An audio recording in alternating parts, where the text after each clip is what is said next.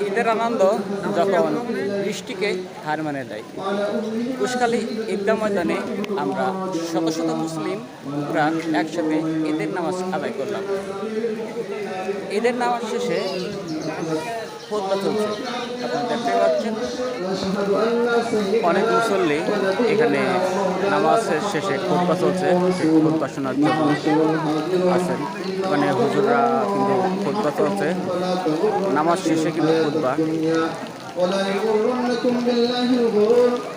واعملوا أن الموت أقرب إليكم من جبين الورد فاستعينوه لينزلوا قبورا فلا بد أن يغركم قلوب ما تنفع منها ولا دعاء ولا تنفقوا منها أموالكم بعد إذ الغيب إخواني فاذكروه.